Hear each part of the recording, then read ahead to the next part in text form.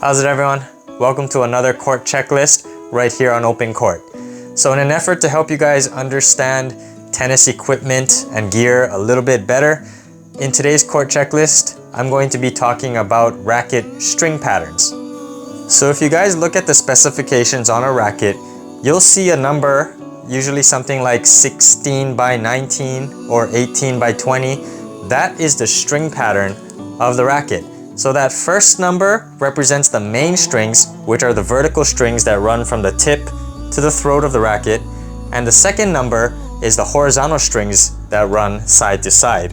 So a 16 by 19 would be 16 mains, verticals, and 19 crosses. So why is string pattern important?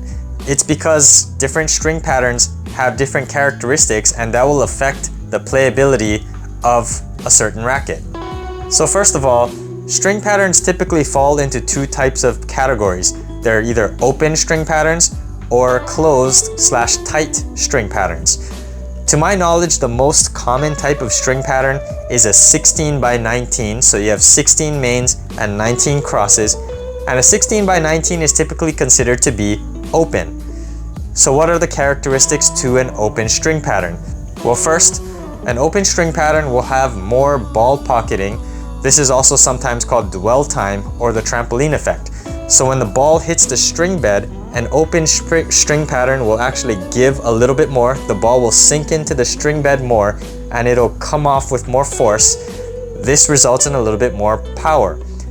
With an open string pattern, the ball will also sit on the racket, the strings, a split second longer, and it's going to deflect or move the strings more, and this will result in the ball trampolining off and coming off at a higher trajectory, and this will also lead to a little bit more spin because the strings will move more and it'll snap back more, resulting in more spin.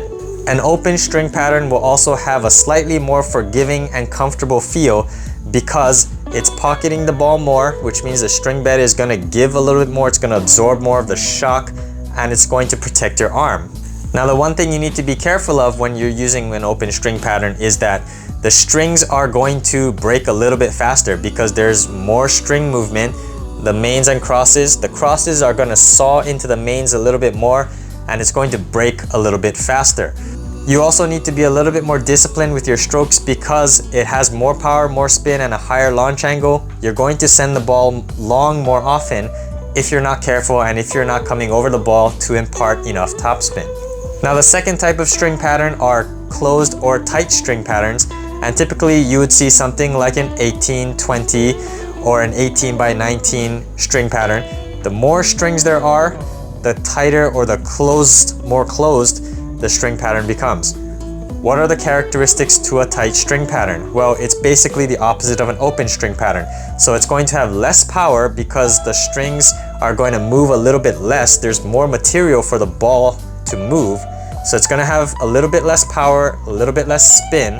It's also going to be a little bit stiffer. It's not going to absorb as much of the shock as an open string pattern, and so you might feel it in your arm a little bit more.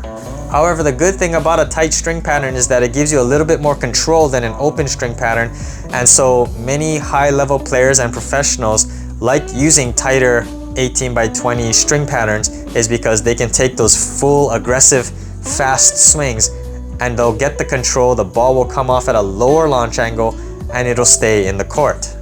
If you're using a tighter string pattern, your strings will also last a little bit longer because the strings are moving less, there's less friction burn, and so your strings won't snap as quickly. So if you are using natural gut and you find yourself breaking strings often, consider using a tighter string pattern that will protect the gut a little bit more. So I hope today's video was helpful to you guys. I hope you guys got a little bit more information as to the string patterns and the characteristics of a racket.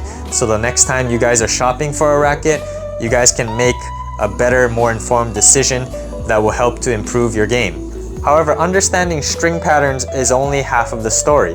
So on the next court checklist, I'm going to be talking about drill patterns and what differences and characteristics the drill patterns have when it comes to the playability of a tennis racket. So look forward to that, guys. If you like this court checklist and want to see more content like this, be sure you overhead smash that like and subscribe button, and I'll see you on an open court.